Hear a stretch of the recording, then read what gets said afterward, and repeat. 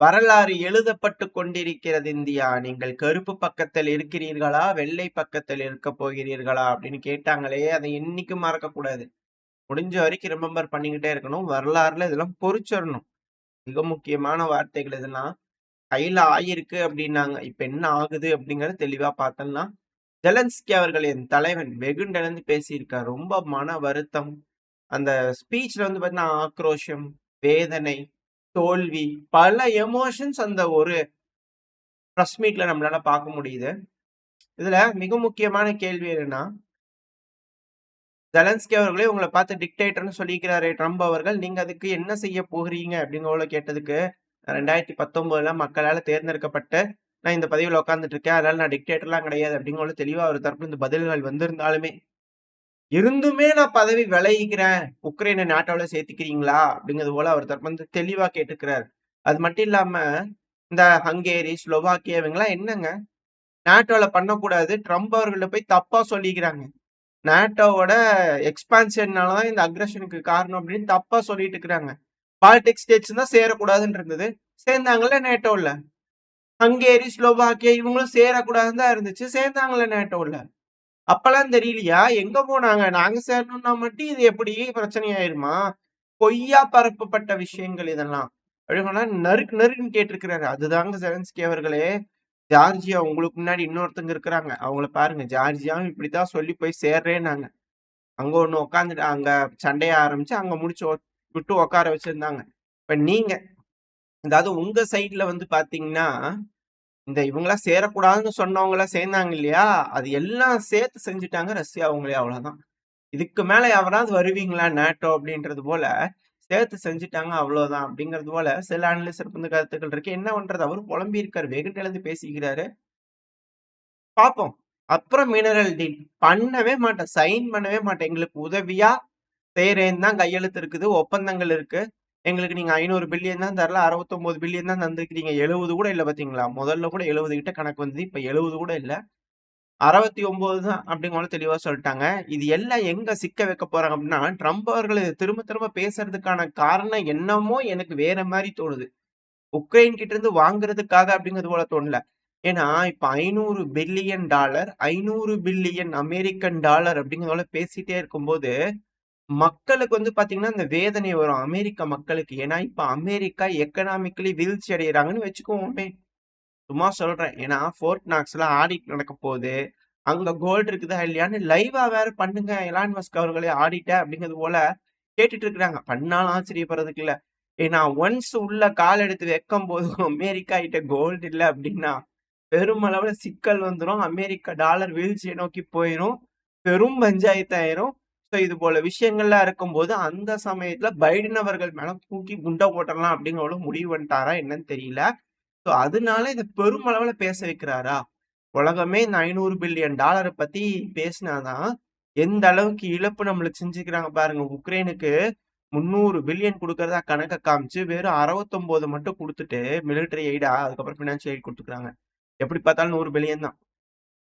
அதுல பேலன்ஸ் இருக்கிற 200 பில்லியன வந்து பார்த்தீங்கன்னா, ஆட்டைய போட்டாங்க. அமுக்கி முட்டாங்க. யார் பண்ணாங்கன்னு தெரியல அப்படிங்கிறது போல ஆடிட்டே இல்ல, கணக்கே இல்லைனாங்களா, தூரம் தூக்கி பைடன் அவர்கள் மேல போடலான்னு ட்ரம்ப் அவர்கள் நெனச்சுட்டாரா என்னன்னு தெரியல. இதுக்கு மேல டெமோக்ராட்ஸ்ன்னு ஒரு கட்சி இருக்குமா அமெரிக்கால அப்படிங்கிறதே சிக்கல் தான். இருப்பாங்க. அதுல எந்த ஒரு மாற்றமும் இல்ல. பைடன் அவர்கள் மட்டும் கொஞ்சம் சிக்கலா இருப்பாங்க. ஏன்னா ட்ரம்ப் அவர்கள புடிச்சு ஜெயில்ல போடுறது என்ன? ஜெயில்ல அவரே தான் போனாரு. பட் கேஸ போட்டு இழுன்னு இழுத்தாரு இல்லையா? சோ அதுபோல பைடன் அவர்கள போட்டு இழுன்னு இழுக்கலான்றதுக்கு முடிவு பண்ணிட்டாரா? வச்சு அப்படியே அழுத்துனோம்னா, இதுக்கு மேல அவரு வெளிய வரவே கூடாது அப்படிங்கிறது போல முடிவு பண்ணிட்டாரா என்னமோ தெரியல. அதான் ஒரு செக் லிஸ்ட் வச்சிருப்பாங்களா? அவங்க எல்லாத்துக்கும் ஒரு கட்டம் கட்டி அடிச்சு முடிச்சிடலாமா அப்படிங்கிற முடிவு பண்ணிட்டாரா என்னன்னு தெரியல. மேபி அதுக்காக கூட இருக்கலாம். சோ வெயிட் பண்ணி பார்ப்போம். அமெரிக்கால மிக பெரும் மாற்றங்கள்லாம் இருக்க போகுது அப்படிங்கிற மாற்று கருத்துல ஜெலன்ஸ்கி அவர்கள் தெளிவா சொல்லிட்டாரு. அது மட்டும் இல்லாம இந்த போர்ல இப்போ பெருமளவுல எங்களுக்கு ட்ரோன்களா இருக்கட்டும், பெலிஸ்டிக் மிசைலா இருக்கட்டும், நாங்க உருவாக்கிட்டு இருக்கிறோங்க. எங்கள யாரும் ஒண்ணும் செஞ்சிட முடியாது. பெருமளவுல புரொடெக்ஷன் பண்ணிக்கிட்டு இருக்கோம் அப்படின்னு சொல்றாங்க. ஆனா உக்ரைனோட கேபிட்டலான கீவ்ல 6 மணி நேரமா ட்ரோன் தாக்குதல் நடந்துகிட்டு இருக்கு. இத தடுக்க முடியுங்களா? உங்களால இழப்புகளை ஏற்படுத்த முடியும். ஆனா தடுக்க முடியுமா? அப்படிங்கிறது இங்க இருக்கக்கூடிய கேள்வி. இது எல்லாத்துக்கும் மேல வந்து பாத்தீங்கன்னா, அதாவது பிப்ரவரி 17ல இருந்து 23 வரைக்கும் இந்த ஒரு வாரத்துல மட்டுமே 1150 ட்ரோன்கள பயன்படுத்திக்கிறாங்க. 1400 ஏரியல் குண்டுகள போட்டிருக்கிறாங்க. இது மிக பெரும் அளவுல இழப்புகளை ஏற்படுத்தும். இத தடுக்கிறதுக்கு உக்ரைன் கிட்ட ஏதாச்சும் இருக்கா? அதாவது சண்டை பிடிச்சுக்கிட்டே இருக்கலாம். வீரர்கள் இழந்துகிட்டே இருப்பாங்க. ஒரு கட்டத்துக்கு மேல எக்கனாமிக்கலி இவங்களும் இன்னுமே திவாலாயிட்டே இருப்பாங்க. இப்ப 500 பில்லியன் ட்ரம்ப் அவர்கள் கேட்கிறார் இல்லையா? அத விட பெரும் அளவுல வீழ்ச்சி அடைய ஆரம்பிச்சுருவாங்க. அது மட்டும் இல்லாம ரஷ்யாவோட ஃப்ரோசன் அசெட்லாம் எங்களுக்கு தான் சொந்தம் அப்படிங்கிற ஜெலன்ஸ்கி அவர்கள் கிளைம் பண்ணிக்கிறார். மேபி அக்ரீமெண்ட் இருக்குமா இருக்கலாம். வெயிட் பண்ணி பார்ப்போம். ஆக மொத்தம் பண பிரச்சனை பெருமளவுல வர ஆரம்பிச்சிருச்சு. இது எல்லாமே ஒரு 6, 7 மாசத்துக்கு முன்னாடி தான் நம்ம சொல்லியிருக்கோம். அதாவது இந்த யூரோப்பியன் யூனியனா இருக்கட்டும், அமெரிக்காவா இருக்கட்டும், இவங்கலாம் ஆயுதங்கள டைரக்ட்டா குடுக்கறதில்ல. இன்னொரு நாடுகிட்ட வாங்கி, கடனா வாங்கி, இவங்க உக்ரைனுக்கு டொனேட் பண்றாங்க அப்படிங்கிறது போல. அதுக்கு நம்ம ஒரு கணக்கெல்லாம் போட்டு காமிச்சோம் ஞாபகம் இருக்கும். இது தொடர்ந்து பார்க்கிறவங்களுக்கு தெரிஞ்சிருக்கும். அதாவது ஒரு பொருளோட விலை 1,00,000ன்னு வச்சுக்கோங்களேன். இவங்க கடனுக்கு ஒரு நாடுகிட்ட இருந்து வாங்கி, அத உக்ரைன் கிட்ட குடுக்குறாங்க அப்படின்னா, அது 5,00,000 மாறிரும். இதுதான் இதுல இருக்கக்கூடிய விஷயம். மத்தபடி எதுவும் இல்ல. எல்லாமே கடன், கடன், கடன், கடனுக்கு மேல கடன். இப்போ கடன் கண்ண கட்டிடுச்சு அப்படிங்கிறது தான் இதுல இருக்கக்கூடிய எதார்த்தமான உண்மை. இல்லாத காசு சம்பாரிக்கலாம்னு யோசிச்சாங்க. அது எதுவுமே இல்ல அப்படிங்கிறது இங்க இருக்கக்கூடிய விஷயம். வெயிட் பண்ணி பார்ப்போம். என்ன நடக்க போகுதுன்னு செலன்ஸ்கி அவர்கள் முடியவே முடியாதுன்ட்டாரு. அவர் சைடுல கிளியரா எல்லா விஷயங்களும் சொல்லிட்டாரு. இன்னொரு பக்கம் ரஷ்யா மிக பெருமளவுல தாக்குதல் பண்ணிட்டு இருக்காங்க. இது எல்லாத்தையும் எப்படி டிஃபெண்ட் பண்ண போறாங்க? இவங்க தொடர்ந்து சண்டை பிடிக்க போறாங்களா? இல்ல ரஷ்யா கூட பேச போறாங்களா? அப்படிங்கிறது தெரியல. இன்னொன்னு நெகோசியேஷன் டேபிள்ல கர்ஸ்க்கு பகுதியை நாங்க விட்டுக் குடுக்கணும்னா, அதுக்கு உக்ரைனோட பகுதியில ஏதான ஒண்ணு அவங்க எங்களுக்கு தரணும். அந்த பொசிஷனுக்கு நாங்க வருவோம். அது வரைக்கும் சண்டை பிடிப்போம் அப்படிங்கிற இன்னுமே நம்புறாரு செலன்ஸ்கி அவர்கள். அமெரிக்கா முழுவதும் வெளியே போயிட்டாங்க. அவங்க தெளிவா சொல்லிட்டாங்க. எங்க ஆளுங்கலாம் வந்து இதுக்கு மேல எக்காரணத்த கொண்டு உக்ரைனுக்குள்ள போமாட்டாங்க. இந்த செக்யூரிட்டி, பீஸ் கீப் எதுக்குமே எங்களை கூப்பிடாதீங்க அப்படிங்கிறது போல அமெரிக்க தரப்புன்னு சொல்லிட்டாங்க. என்டையரா யூரோப்பியன் யூனியன ஹேண்ட் வாஷ் பண்ணிட்டாங்க அப்படிங்கிறது இதுல இருக்கக்கூடிய விஷயம். ஏன்னா யூரோப்பியன் யூனியன் கிட்ட எதுவுமே இல்ல இதுக்கு மேல. அடுத்து வந்து பாத்தீங்கன்னா, இப்ப ஜெர்மனியில எலக்ஷன் நடந்துட்டு இருக்குன்னு சொன்னிருந்தோம் இல்லையா? எக்ஸிட் போலோட ரிசல்ட் வந்து பாத்தீங்கன்னா, சேம் இந்த கிறிஸ்டியன் பார்ட்டிஸ் இருக்காங்க இல்லையா? 2 யூனியன் சேர்ந்து ஃபெட்ரிச் மெர்ஷ் அவர்கள் மேபி அவரு தான் சான்சலரா வர்றதுக்கு அதிகமான வாய்ப்புகள் இருக்கு அப்படிங்கிறது போல தகவல்கள் வந்துகிட்டு இருக்கு. இதுக்கப்புறம் என்ன மார்ச் மாசத்துல உட்காந்து எமர்ஜென்சியா எல்லாரும் உட்காந்து யூரோப்பியன் யூனியன்ல மீட்டிங் போட போறாங்க. இதோட முடிவுல என்ன வரப்போகுது? உக்ரைனுக்காக தான் பேசுறதா சொல்லிக்கிறாங்க. ஆக்சுவலா அந்தந்த நாடுகள் இப்போ ரெடி ஆகணும் இல்லையா? வீழ்ச்சி அடைஞ்சிருச்சு. அமெரிக்கா ஒத்துக்கிட்டாங்க. வெளிய போறாங்க. 500 பில்லியன் கேட்டுக்கிட்டு இருக்காங்க. இப்ப யூரோப்பியன் யூனியன் அத அக்செப்ட் பண்ணிட்டு, ரியலைஸ் பண்ணிட்டு வெளிய போம்போது, இதனால ஏற்படக்கூடிய இழப்புகள் என்னன்றத தெரிஞ்சுக்கிட்டு, அத அசஸ் பண்ணி ரெடி பண்றதுக்கு கொஞ்சம் டைம் வேணும் இல்லையா? பேச்சுவார்த்தையில ஒண்ணுமே இல்ல அப்படிங்கிறவங்களுக்கு புரிஞ்சிருச்சு. அதுக்கப்புறம் அவங்க பண்றாங்க அப்படின்னா, கொஞ்சம் டைம் எடுக்கும் இல்லையா? அதுக்காக இந்த காலதாமதமே தவிர, மத்தபடி எதுவுமே இல்ல. இவங்கலாம் ரெடி ஆயி ஓகே அப்படின்னு சொல்லும்போது, ரஷ்யா உள்ள வந்து வேணுங்கிற வேலைய செஞ்சுருவாங்க அப்படின்னு சொல்லப்பட்டு வருது.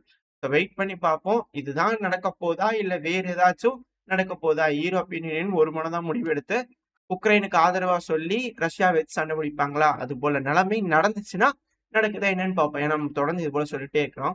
இத பத்தி நம்ம பேசிட்டே இருந்தோம்னா நம்மளுக்கு தான் கஷ்டமா இருக்கும். அதனால என்ன நடக்க போகுதுன்றத வெயிட் பண்ணி பார்த்தரலாம். ஏன்னா வேற ஏதாவது கோணம் கிடைச்சதுன்னா நம்ம பார்க்கலாம். எப்படி யோசிக்கிறாங்க அப்படிங்கிறது போல அனலிஸ்ட்லாம்.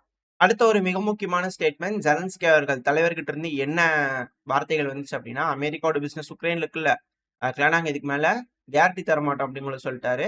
என்ன மாரியான பிசினஸ்லாம் உக்ரைன்ல இருக்கு. அதெல்லாம் எப்படி அடி வாங்க போகுது அப்படிங்கலாம் வெயிட் பண்ணி பார்த்துரலாம். இப்ப அடுத்தது அப்படியே நேரா மிடில் ஈஸ்ட்க்கு போயிட்டோம்னு வச்சுக்கோங்களேன். இஸ்ரேல் எந்நேரமும் ஹமாஸ ஏத்து சண்டை பிடிக்கிறதுக்கு தயாராயிட்டு இருக்காங்க அப்படிங்கிறது போல செய்திகள் வருது. லாஸ்ட் பிரிசனர் எக்ஸ்சேஞ்ச் கூட எக்ஸ்சேஞ்ச் பண்ணாம ஸ்டாப் பண்ணி ஹோல்டு பண்ணிட்டாங்க அப்படின்னு சொல்லப்பட்டு வருது. பிரிசனர் எக்ஸ்சேஞ்ச் ஸ்மூத்தா நடந்துட்டு இருந்தது.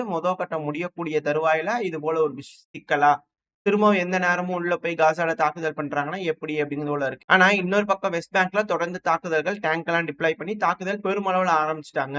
அவங்களோட வீரர்கள் சில பகுதிகளுக்குள்ள ஊடுருவி போய் சில பகுதிகள் எடுத்துக்கிட்டு அங்க இருக்கக்கூடிய மக்கள்லாம் வெளியேற்றிக்கிட்டு இருக்காங்க அப்படிங்கிற தகவல் எல்லாம் வருது.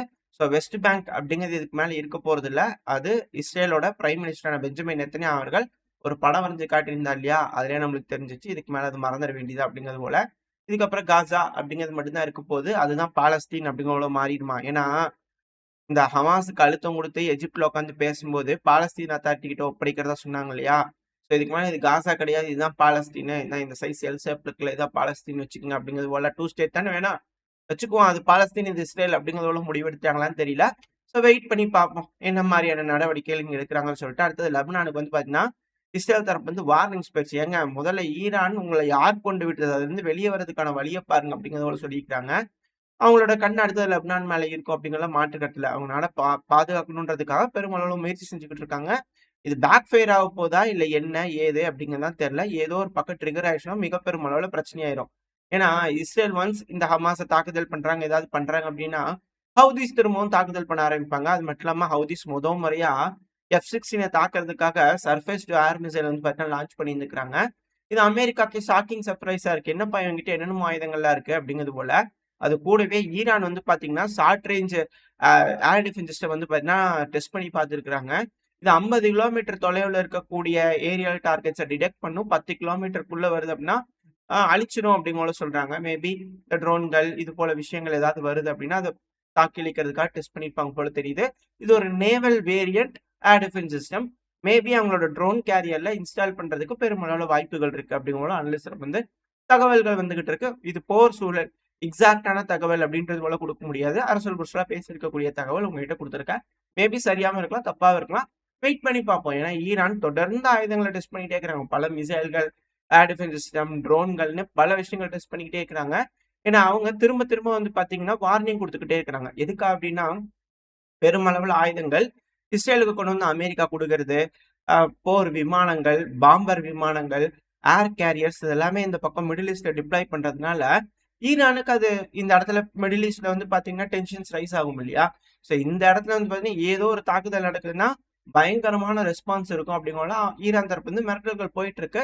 இதை எப்படி இஸ்ரேல் அமெரிக்கா பாக்குறாங்க அப்படிங்கறத பார்த்தலாம். ஏன்னா ஒன்ஸ் இந்த மிடில் ஈஸ்ட் அவங்க ரெடி பண்ணாதான் பசிபிக் தேட்டர்ல எந்த பிரச்சனையுமே இல்லாம அவங்களால கான்சென்ட்ரேட் பண்ண முடியும். அப்படி இல்லைன்னா சப்ளை லைன்ஸ் மிக பெருமளவுல பாதிப்படையும். வெயிட் பண்ணி பார்ப்போம் என்ன நடக்க போகுதுன்னு சொல்லிட்டு. அப்புறம் திரும்ப யூகே வந்து பாத்தீங்கன்னா சாங்ஷன் போடலாம் ரஷ்யா மேல அப்படிங்கிற முடிவுகள் எடுத்திருக்காங்க. சாங்ஷன் போர்டு தான் எந்த அளவுக்கு சிக்கலாயிருக்கு அப்படிங்கறத பாத்துக்கிட்டு இருக்காங்க எல்லா நாடுகளும். திரும்பவும் இந்த யூகே சாங்ஷன் மேல சாங்ஷன் போடலாம் அப்படின்னு யோசிச்சுட்டு இருக்காங்க போல தெரியுது. ஆனா இதே ரஷ்யாவோட எக்கனாமிக்ஸ் மினிஸ்டர் இருக்கிறார் இல்லையா, அவர் தரப்பு இருந்து என்ன சொல்லிக்கிறாரு அப்படின்னா, அதாவதுங்க இதுக்கு மேல வெஸ்டர்ன் கண்ட்ரிஸ் இருக்கக்கூடிய கம்பெனிஸ்லாம் கொஞ்சம் கேர்ஃபுல்லா இருக்கணும் அப்படிங்கிற மேக்ஸிமம் அவர்கள் தரப்பு ஸ்டேட்மெண்ட்ஸ்லாம் வருது. அப்ப என்ன சாங்ஷன்ஸ்லாம் ரிமூவ் ஆக போதா கூடிய விரைவில்? அதுக்கு ஏத்த மாதிரி அடாப்ட் பண்றதுக்கு ரஷ்யா தயாராயிட்டு இருக்காங்களா அப்படின்ற கேள்விகள்லாம் வருது. அது இதுக்கு மேல பார்த்துருக்கணும். வெஸ்டர்ன் கண்ட்ரிலாம் வரலாம், கம்பெனிஸ்லாம் வரலாம். ஆனா பார்த்து பிஹேவ் பண்ணும், ரெஸ்பான்சிபிளா இருக்கணும் அப்படிங்கிற அவர் தரப்புன்னு சொல்லிக்கிறாரு. ஸோ சாங்ஷன்ஸ்லாம் கூடிய சீக்கிரத்துல ரிலாக்ஸ் ஆக போகுது அப்படிங்கிற புரிஞ்சுக்க முடியுது. ஆனா யூரோப்பியன் யூனியனுக்கும் அமெரிக்காவுக்கும் ட்ரேட் வார் போயிட்டு இருக்கு இல்லையா, அதாவது இந்த ஸ்டீல், அலுமினியம் இது மேல டாரிஃப் போட்டிருந்தாங்க இல்லையா, இதனால 28 பில்லியன் அளவுக்கு நட்டமாயிட்டு இருக்கு அப்படிங்கிறதோட சொல்லப்பட்டு வருது. ஆல்ரெடி யூரோப்பியன் யூனியன் லாஸ்ட்ல போயிட்டு இருக்கு. பெருமளவுல உக்ரைன்ல தோத்ததுக்கு என்ன பண்றதுன்னு தெரியல. இதுல வேற உக்ரைனுக்கு வந்து பாத்தீங்கன்னா பெருமளவுல உதவி செய்ய போறதா சொல்லிக்கிறாங்க. இப்ப நட்டம் வேற ஆயிட்டு இருக்கு அப்படின்னா என்னதான் செய்ய போறாங்க யூரோப்பியன் யூனியன்? அமெரிக்கா கிட்டயும் கேஸ் வாங்க மாட்டேன், இதுக்கு மேல ரஷ்யா கிட்டயும் கேஸ் வாங்க மாட்டேன்னு சாங்ஷன் போட்டு கேஸ் இல்லாம குளிர்லயே உறைவாங்களா அப்படின்ற கேள்விகள்லாம் இருக்கு. அடடே ஆச்சரியக்குறி அப்படிங்கிறது மேல வெயிட் பண்ணி பார்ப்போம் யூரோப்பியன் யூனியன் என்ன முடிவுகள் எடுக்க போறாங்கன்னு. ஓரளவுக்கு தகவல்கள் இந்த பதிவுல பார்த்திருப்போம்னு நினைக்கிறேன். இதோட இந்த பதிவு நான் முடிச்சுக்கலாம். இந்த பதிவு எப்படி இருந்துச்சு உங்களுக்கு பிடிச்சிருக்கா? பிடிச்சு நான் லைக் பண்ணிட்டு உங்க ஃப்ரெண்ட்ஸ் ஃபேமிலியோட ஷேர் பண்ணிக்கோங்க. அது கூட மறக்காம இந்த பதிவை பத்தின உங்களோட கருத்துக்களை கமெண்ட் செக்ஷன்ல சொல்லுங்க. இந்த பதிவு நல்லா இருக்கும் நம்பிக்கையில் அடுத்த பதிவு உங்களை சந்திக்கிறேன். அது வரைக்கும் ஸ்டே சேஃப். பை.